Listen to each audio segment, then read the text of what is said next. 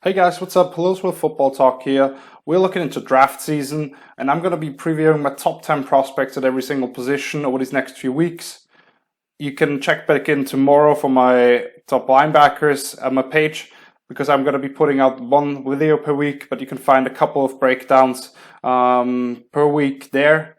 So today we're going to start with the running backs, and as you can already tell from my cover photo, my top running back in the draft is DeAndre Swift from Georgia. Former five-star recruit out of Pennsylvania, who joined that rich tradition of Georgia backs. He backed up Nick Chubb and Sony Michel as a freshman, where he already showed glimpses, but then in year two he was asked to replace that enormous production those two had. He never quite became that workhorse that you would think of, but he was very efficient throughout his career, averaging 6.9 yards per touch and scoring 25 touchdowns.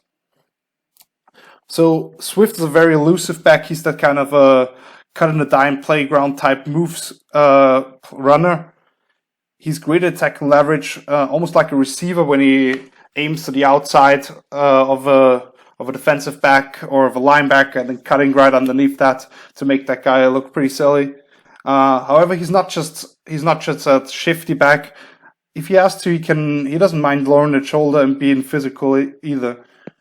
So he's in addition to his skills as a ball carrier, he's also a very smooth pass catcher, tracks the ball well over either shoulder, was used a ton as a flare-out option, and made things happen after the catches. Jake Fromm dropped it off to him.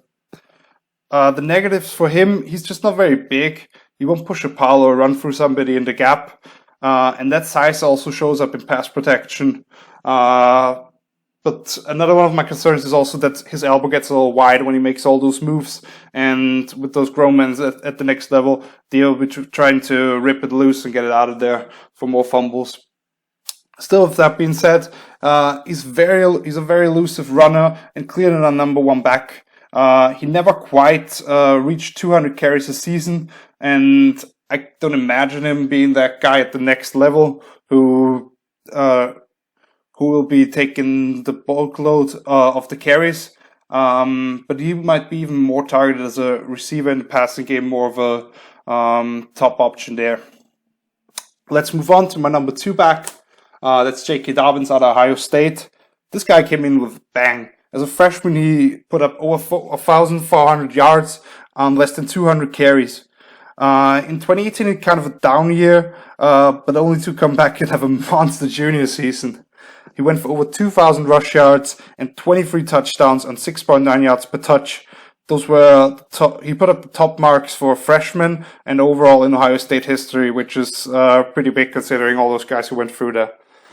With him, the Buckeyes won three straight Big Ten titles and were one of the playoff contenders throughout his tenure there. When you talk about Dobbins, the things that stand out of his incredible combination of explosiveness and power. He consistently put out yards after contact, running through guys at the second level. And for as much as a powerful runner as he is, he runs with more wiggle than people give him credit for.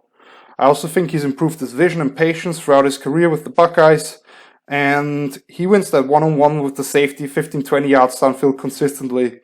He kind of gets into this wide step, almost like a Marshawn Lynch, and make the defender guess while reading his leverage, and then making that guy miss. Yeah.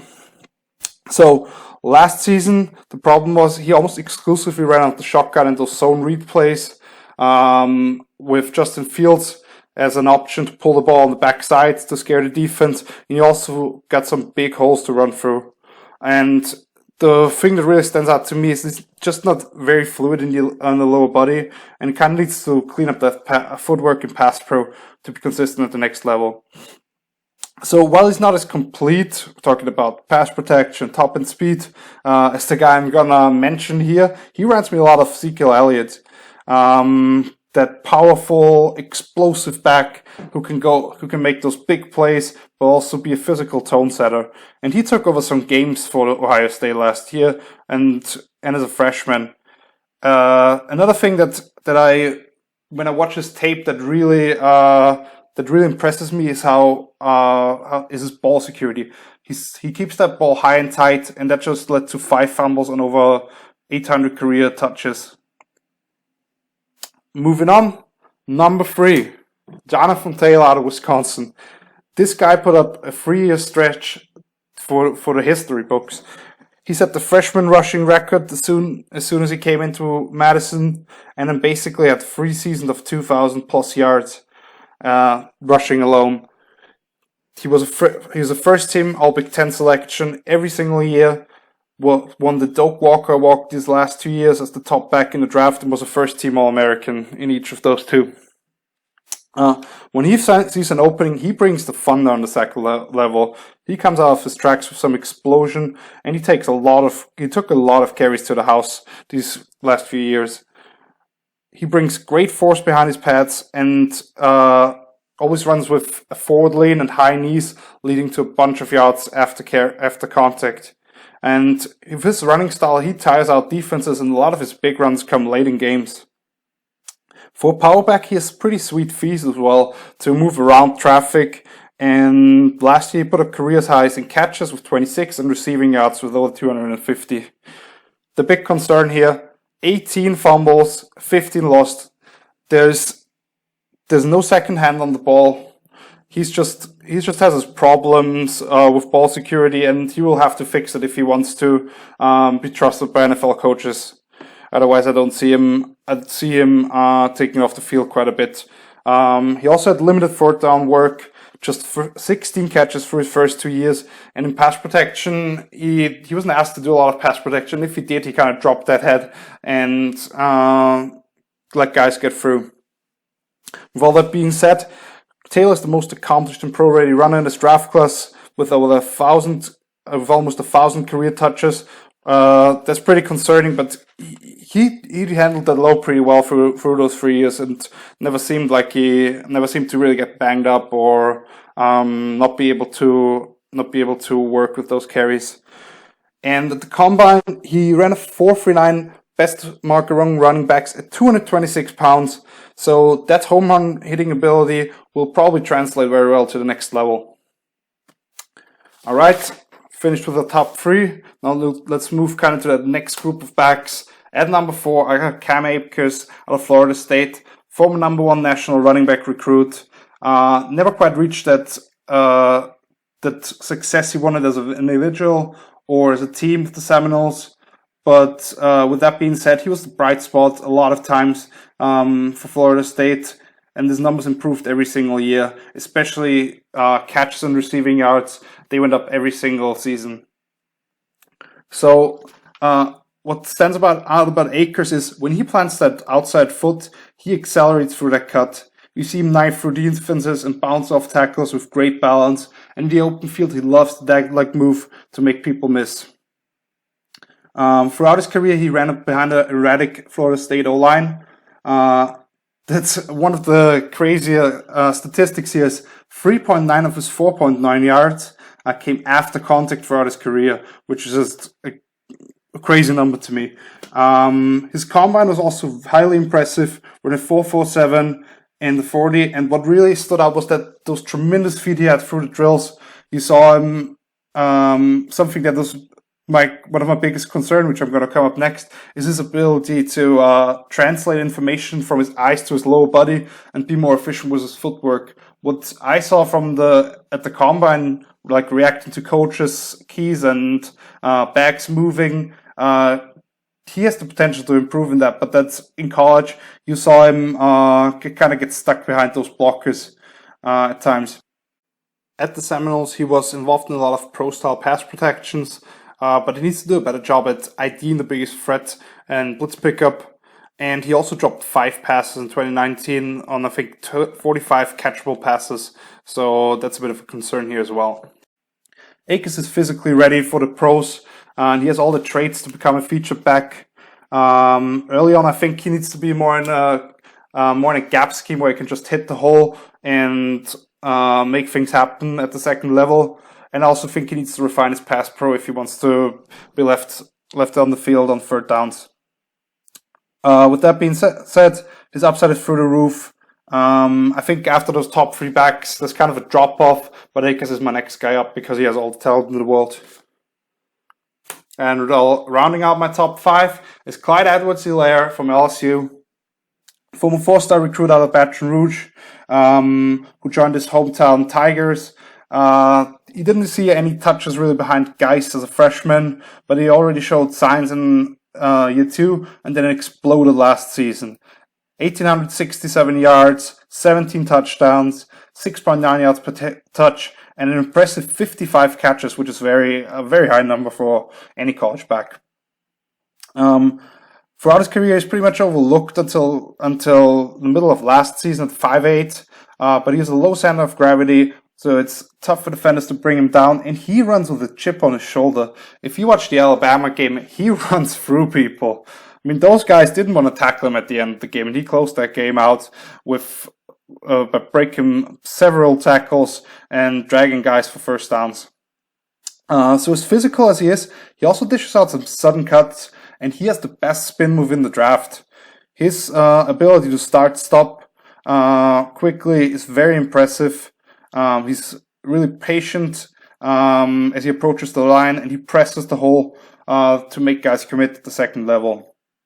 His missed tackle rate of 0.33 it was the highest in the country, so he basically made somebody miss on every third touch he received.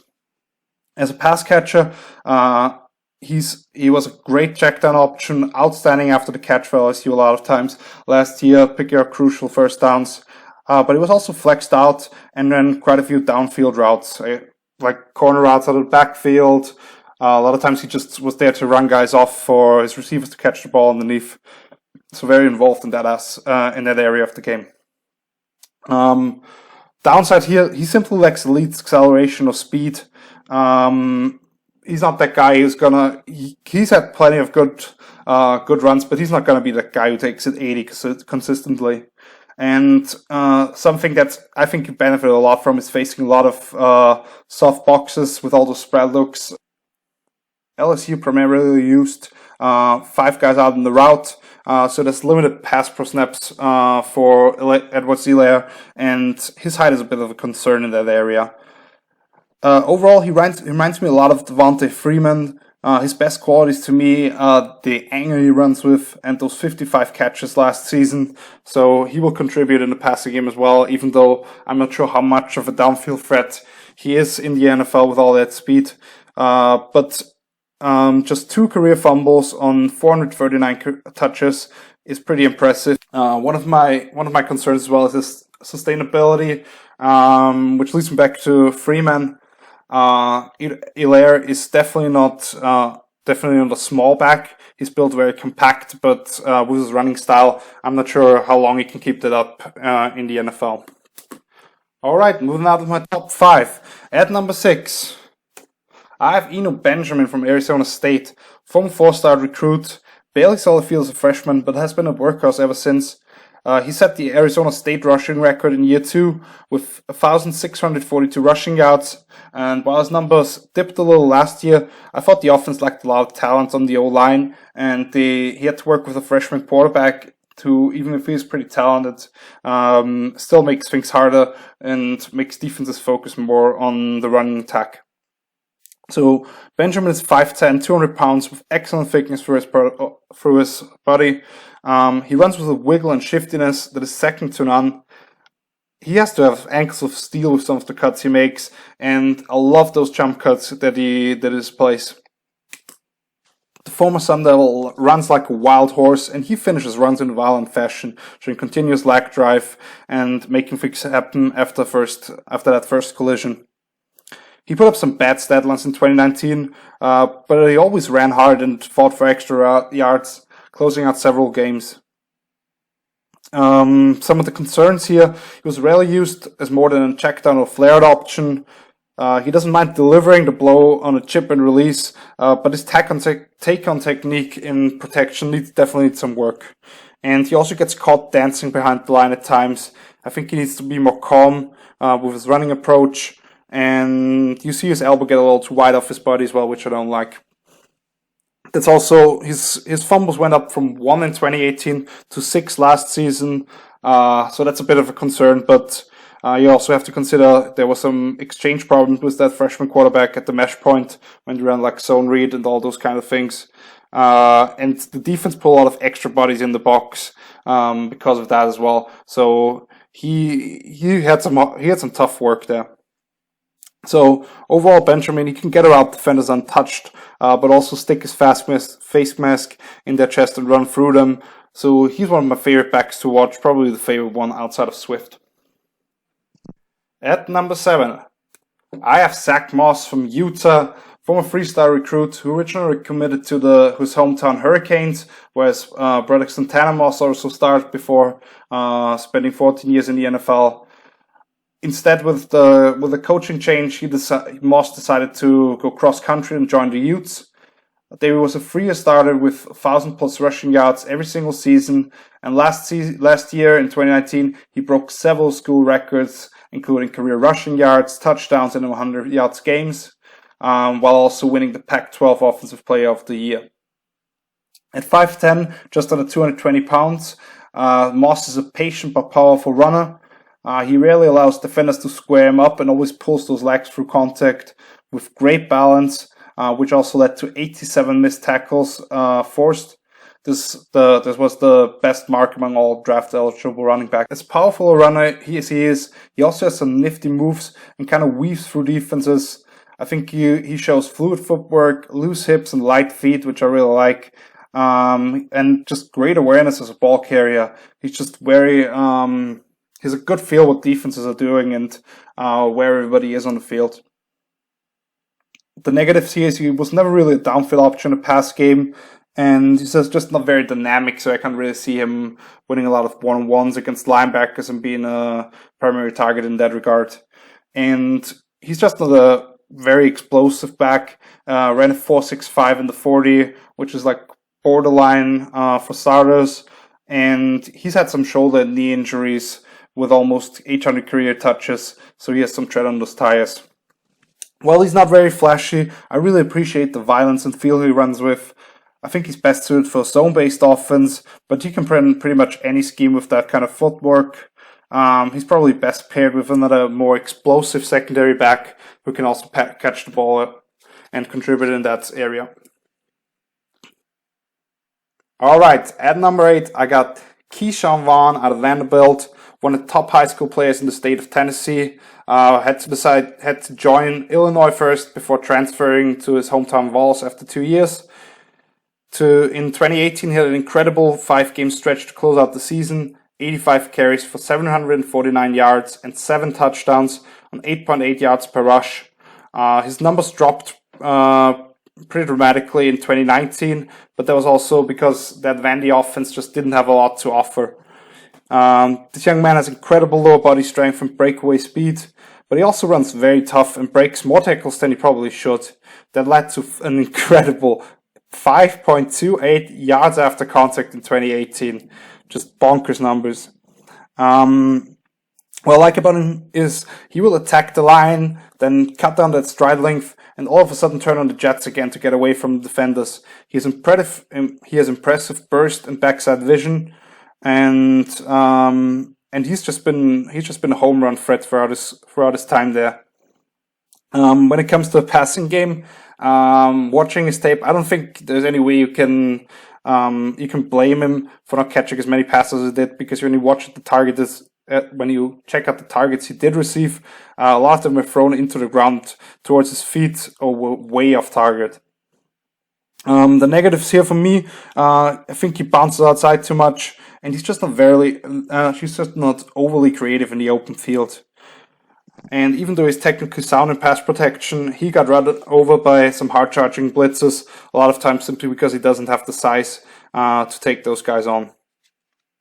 So while his numbers and averages, like I said, dropped pretty dramatically in 2019, he still had 5 games of 140+ rushing yards, including the LSU game where he went for over 150 and 2 touchdowns, despite not even appearing pretty much in the fourth quarter. And the offense was just averaging 16.5 points per game last season, which ranked 125th out of 130 Division I teams. So he didn't have much to work with there.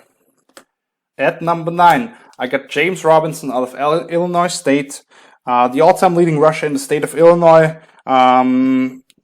His hometown Redbirds picked him up quickly, and he contributed for them right away. Over 750 all-purpose yards as a freshman, and the numbers just improved every single year.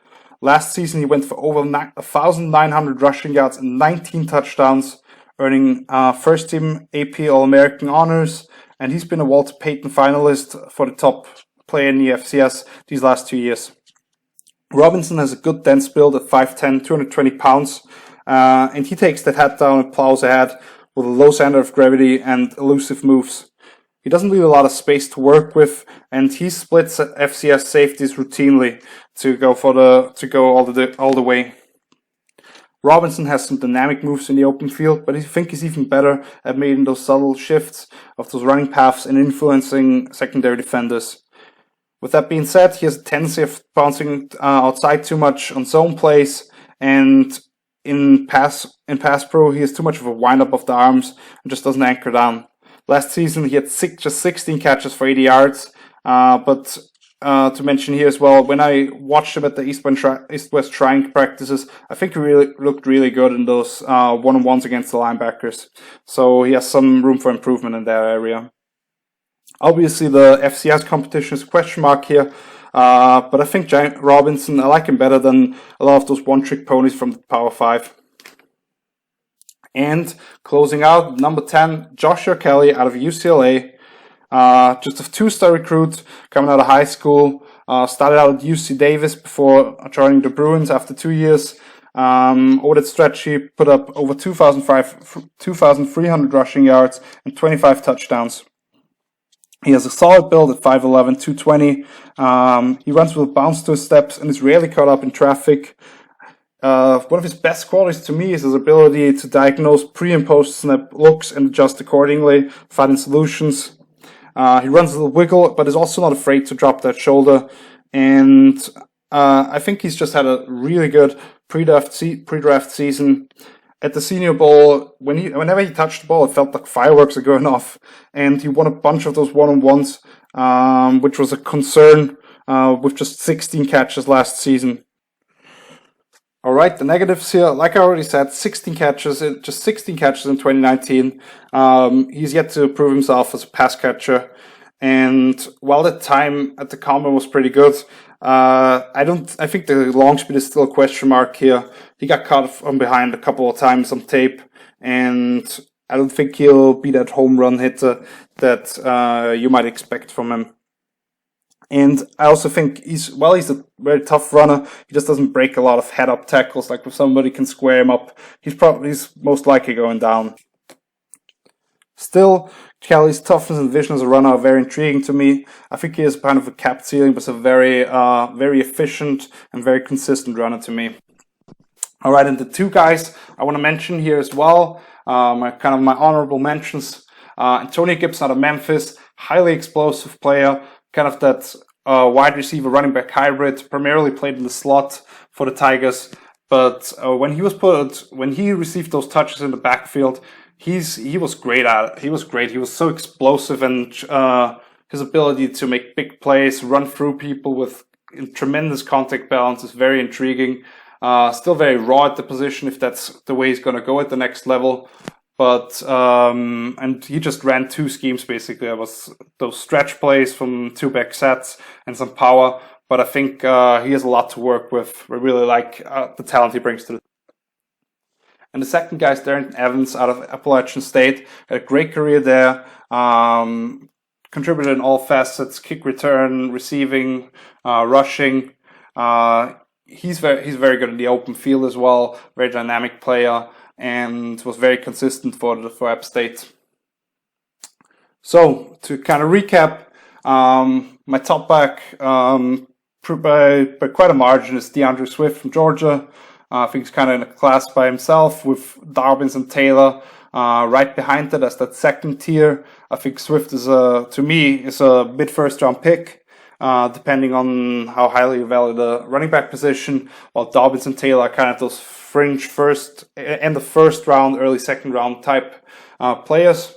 And after that, I think there's kind of a drop off. to the next group with Akers, Edwards-Helaire, Benjamin, and how much you like him, Moss. I think those guys kind of some concerns, but definitely all have talent and should contribute early in their careers. And then with Vaughn, I think he's a guy who won't be a lead back maybe ever, but I think he brings a lot of explosiveness and change of pace to the table. Robinson, the small school kid who I really like, and then Kelley, who might not be the most dynamic player, but definitely still very consistent for you. So that's my list. Linebackers I will be putting out tomorrow on my page, so check that out. If you like this format, leave a like, leave a subscription. We're trying to go big here on YouTube at some point. And until then, I'll see you later. Peace.